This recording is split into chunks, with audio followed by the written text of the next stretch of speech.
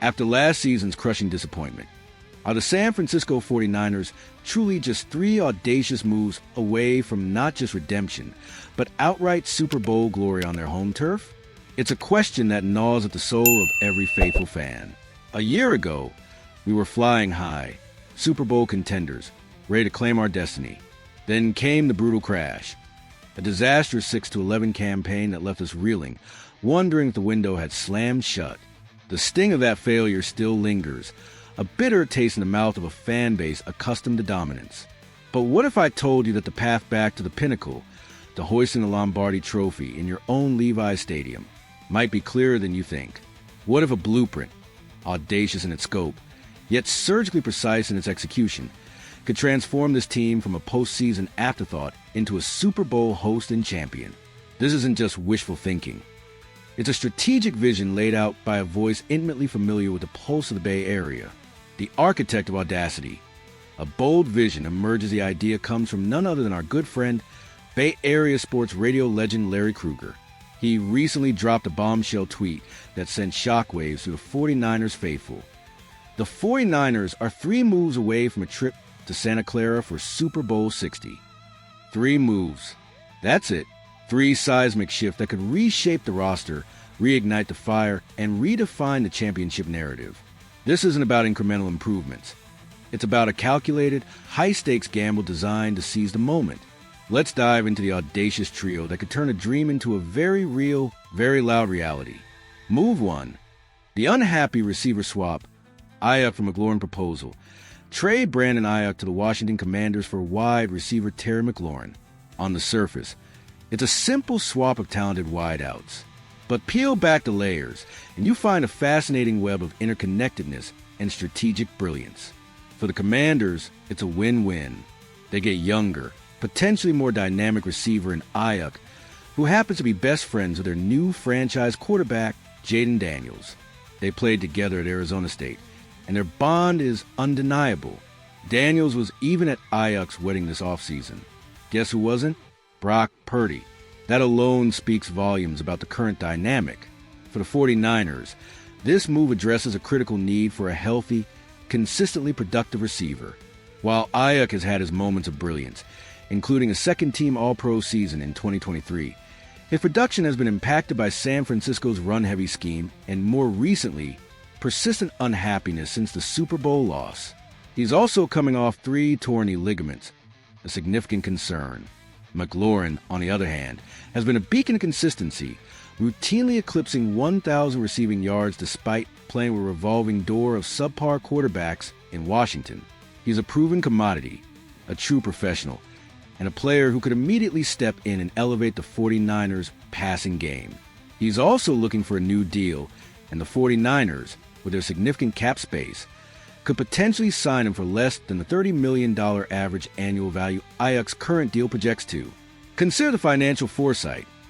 Aiyuk's contract carries hefty cap hits in 2027, $28 million plus, and 2028, $30 million.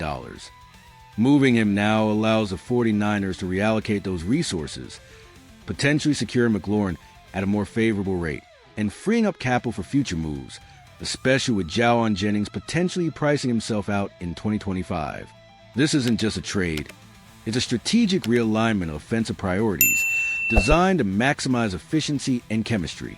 My colleague Jack Sperry, host of our Commanders channel, put together a version of this trade. Commanders get Aiyuk and a 2026 second-round pick. Niners get McLaurin and cash considerations. Would you accept or deny that deal faithful? Move 2. The cornerback coup, landing a future Hall of Famer proposal. Trade a 6th-round pick to the Miami Dolphins for Jalen Ramsey. This is where the plan truly screams, win now. The Miami Dolphins have openly admitted they're looking to trade Ramsey, giving the 49ers significant leverage. While the Dolphins might be asking for a 4th-round pick, the 49ers, armed with a plethora of draft capital, could easily swing a 5th or even a 4th to land a perennial All-Pro talent. Ramsey isn't just a big name. He's a game changer. He's a versatile defensive back who can play outside, inside at slot corner, or even safety.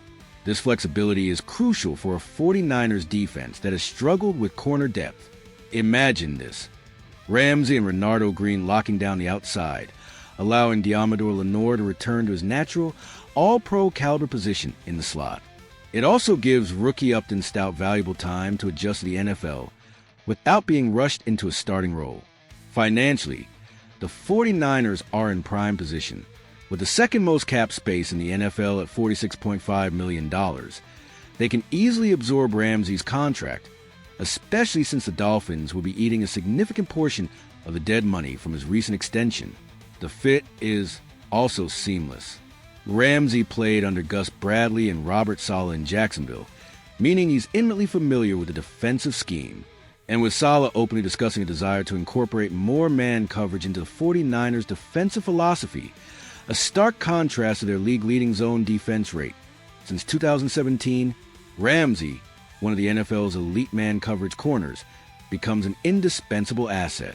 His 2024 PFF grades were stellar, 16th overall among corners, 5th lowest passer rating allowed in man coverage, and 9 pass breakups on just 48 targets. This is a move that screams immediate impact and elevates the entire secondary. Move 3. The defensive line rebirth. The next dynamic duo to proposal. Trade edge rusher Robert Beal Jr., a 2026 second-round pick, and a 2027 conditional 4th or 5th-round pick to the Cincinnati Bengals for Traquan Smith-Shamar Stewart. This is perhaps the most audacious and least likely of the three moves, but its potential impact is immense. The 49ers were reportedly enamored with Shamar Stewart in the pre-draft process, and for good reason. John Lynch himself has emphasized the importance of edge setters, and Stewart, alongside the 49ers' own first-round pick Nick Williams, fits that mold perfectly. The vision here is simple. Recreate the dominant defensive line of 2019.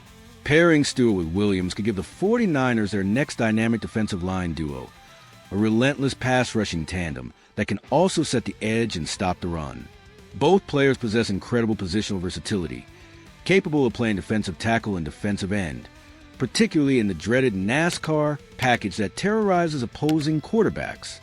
Stewart, a 6 feet 5 inches, 267-pound five-star recruit who ran a 4.59 40-yard dash, is a physical specimen with balance, fluidity, explosiveness, and a motor that never stops. While his production at Texas A&M, 1.5 sacks in each of the last 3 years, might not jump off the page, many believe he was misused. In the 49ers' wide nine scheme, his pass rush potential could be fully unlocked.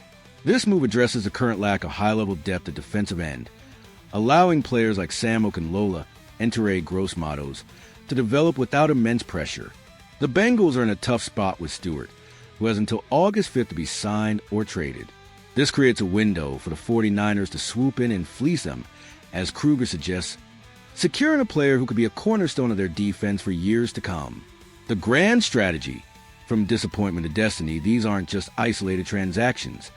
They are interconnected pieces of a grand strategy.